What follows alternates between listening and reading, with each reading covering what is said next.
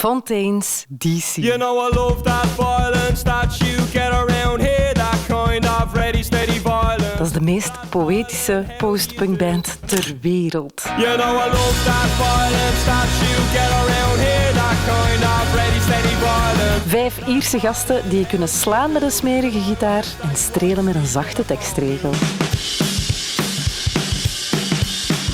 Misschien zitten ze al in je hart sinds hun debuutalbum Doggerel of sinds nummer 2, A Hero's Death.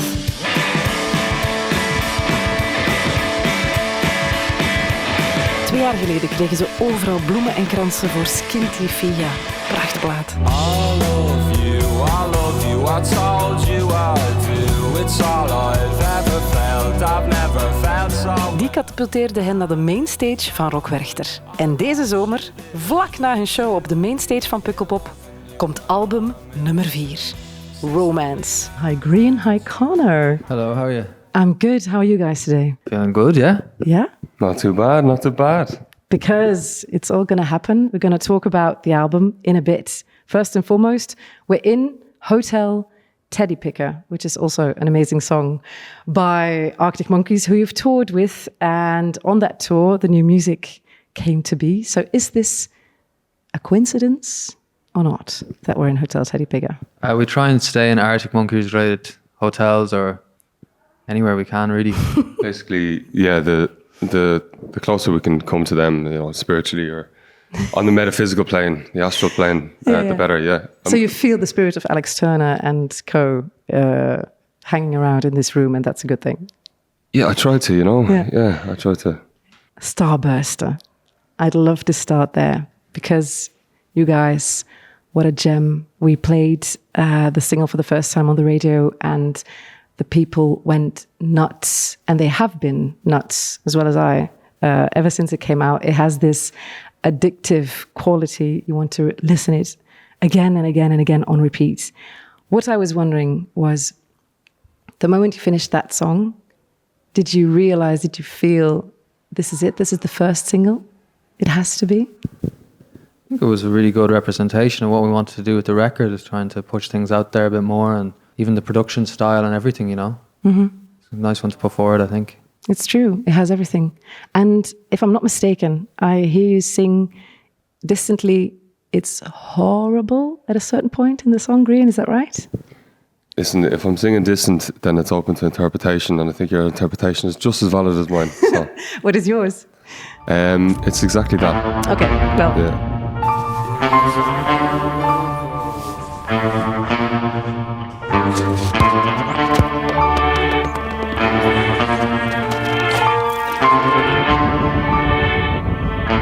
Can I ask what you were referring to when you sing it's horrible? I said different things at different takes, you know. Yeah. I think I kind of like not knowing, you know. I like kind of finding out after I say it what I say there, you know. So I'm going to say different things live, different times. It's something that I've liked doing on tours. Is kind of saying things about how the show's going off mic a bit or near the mic, you know. Mm-hmm. Yeah, it's just kind of a nice way of feeling present during the performance. I can relate. I understand. One thing I am very quite certain that you sang is the first line, which is, "It may feel bad." And I read about the experience in St. Pancras. It was in the press kit that you had a panic attack. I don't know if you want to dive into that story specifically, but if so, could you tell me something about that and what it triggered for this song specifically? I was just on the way to James Ford's gaff the to producer, record. Yeah, the producer, extraordinaire. Yeah. And I think I was basically unhappy with the lyrics that I had. I suppose it kind of, I called James and I said, I don't want to do this today. I'm not feeling it. I'm not feeling good. I'm going to cancel. I'm sorry, you know. And he said, that's fine. Just let me know if you change your mind later on.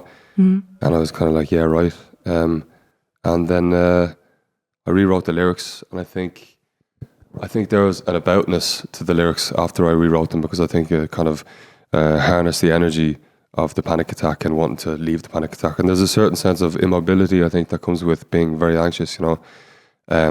I keep using this metaphor all day. It's like many people trying to fit through a door frame at the same time, and therefore nothing being able to get through. And I think that's for me anyway. That's where the stagnation comes from with the panic, and that tune was a way of pushing all those feelings through the door and just making something happen. You know, you feel it.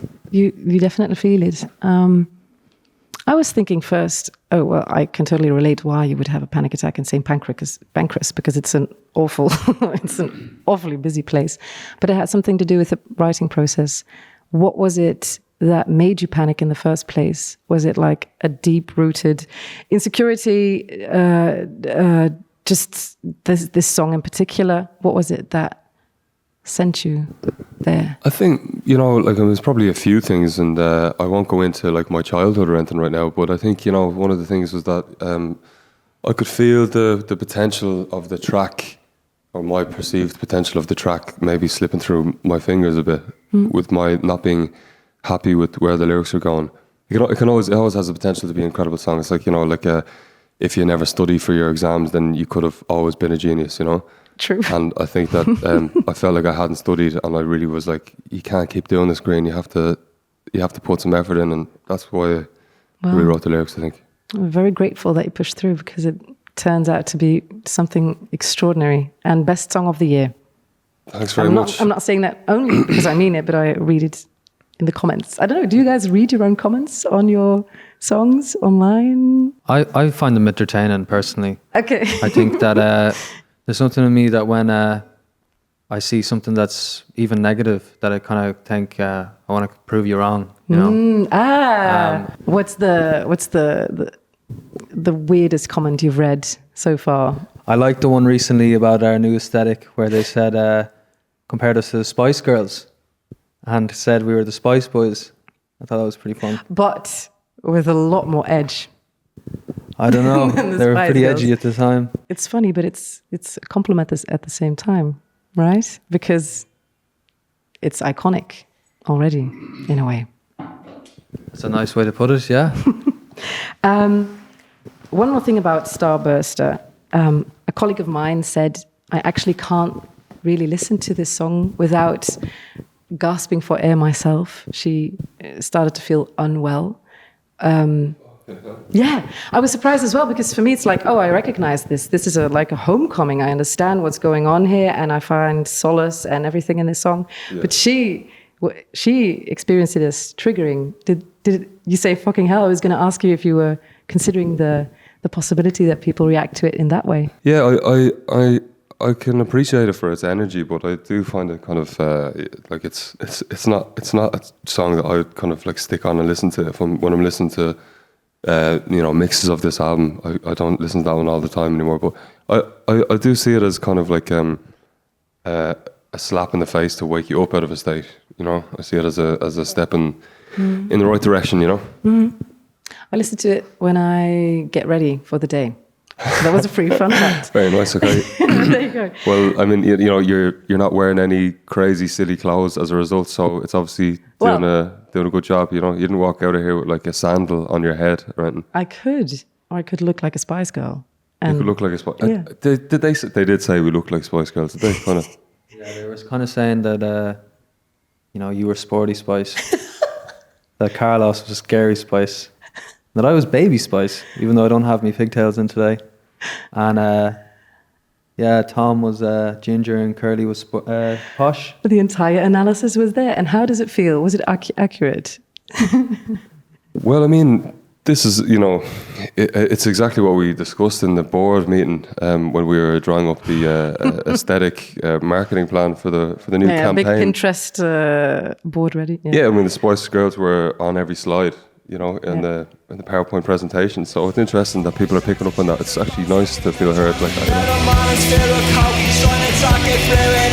It's a mommy thing, a girl, and it's a daddy thing, a fun.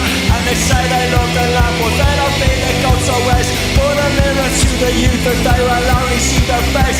Makes flowers sweet like branches, every young man wants to die. Say it's who the magic prophets, The bastard wax boy, yeah, the bastard wax boy, yeah, the bastard wax boy. Say it 250 times, still the bastard won't cry when I lie. Let's talk about romance. Album number 4, or as you put it on Instagram, season number 4. You wrote most of this album whilst being on tour, USA, Mexico, with the lovely Arctic Monkeys. What was in the air overseas that ignited you guys and sparked this album, you think? I think we had energy this time to kind of, when we took a step creatively, we really committed to it being a full step as opposed to a half step. And I think we kind of, there's almost a kind of look of promise in each other's eyes that we'd all kind of commit to that. We'd all be ready to commit to that. And I think some of the experiences we had, like for example, when we played in Tokyo, we spoke an awful lot about how that city kind of felt to us as tourists, and the idea of Tokyo at like 6 a.m.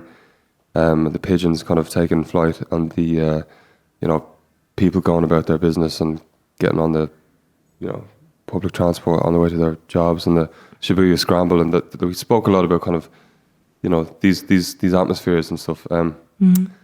But you have toured the world before. Why was Tokyo or any other city that did something? Why this time round? Was it inspiring? I suppose the freshness of the experience of Tokyo kind of allowed us to kind of, much the same way that we feel now about the record and doing press and stuff, it allowed us to kind of approach it with a new energy. I keep talking about this. I'm obsessed with beginnings, and like in terms of songwriting, I'm obsessed with beginnings. Like I always kind of write the first sort of 90 seconds or so, and feel the kind of the direction of the production, everything, the identity sonically of the song. Anyway, I think that this record feels like a beginning for the first time since Doggerel, and I think that Tokyo and the Shibuya Scramble felt like a beginning in that sense, that it was the excitement of an early stage of something, for us, or appearing into a new world for the first time. I'm so happy for you guys and for us by consequence. Did you feel it all at the same time when that happened, when it felt like a beginning? Yeah, it's actually this thing about Tokyo. It's familiar in some ways. It's like a city, right? But there's something about the way that people move on the street and the atmosphere there that's very dreamlike. We were all really influenced by that, and it's cinematic, Yeah. We kind of took that trip together with the Tokyo thing, and all got very inspired by that for writing different songs. And the process, tell me about how it was with James Ford, extraordinaire. What did he do with you guys? What was his touch? He's a very subtle touch, he kind of helped us get our ideas across or make them more concise into one thing. And, we had been demoing these songs ourselves. And so our songs sounded like they had a lot of ideas, but they were kind of messy. And he really helped us say, okay, this is how you can actually achieve this vision. And it's brilliant. It's brilliant to be able to work with someone like that. I can imagine. All right. You once again take us into your mental space, your inner chambers, which is always the most brilliant universe to be. Could you tell me something about, Grian, your specific inner world whilst writing this one for romance?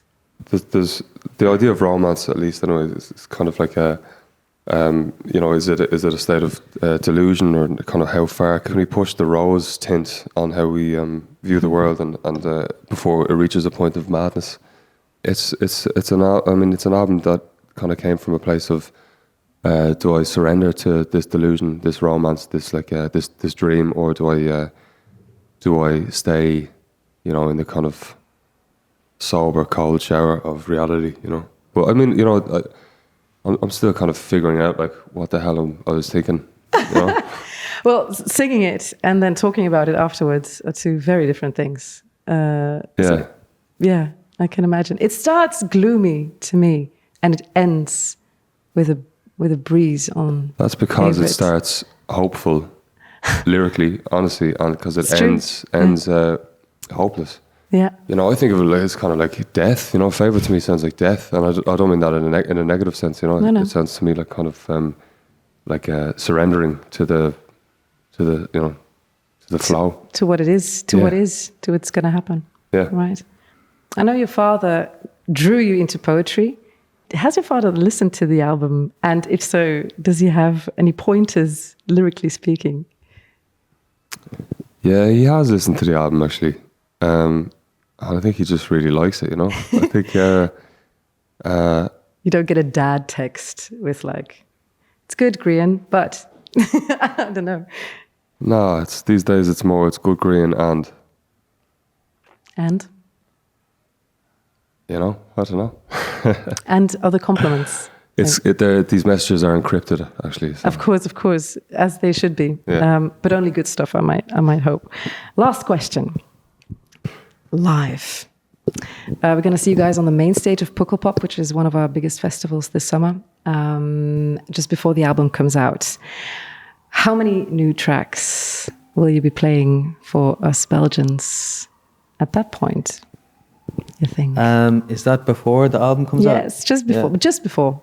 Probably a fair few then, yeah. Okay, nice. That's good. And then you're going to come back to Vorst, which is the proper concert accompanying the Romance tour. How will these songs translate to a live show? Well, we have our friend Chili joining us as a sixth member now, Chili Jessen. So that's amazing to have him to help us like expand the sound of the songs live beyond what we can do with just the five of us. And yeah, we're working on the stage show now, kind of thinking of what we're going to do, but it's exciting. Okay, yeah, exciting nice. time. All right. Is there anything I can wish you before the start of the festival summer, before the release of your brilliant album, Romance? Just more contentment. More? Yeah, more contentment, please. Okay. I need more contentment. I don't have enough. Okay. Then I wish you all of the contentment in the world, some lovely encrypted messages from your father, and nice comments about Spice Girls related associations. When you round it up like that, it does seem like a bizarre interview, doesn't it? Well, I always have this hyper focus during interviews. I was thinking, how is this interview going? I wasn't sure. How do you think it went? Went pretty well, yeah. Yeah. Okay, then I'm happy. I'm not sweating too badly, so I feel all right. I'm going to take that as a compliment. All right. Thank you so much, Grian and Conor, for this conversation. Sound. See you next week.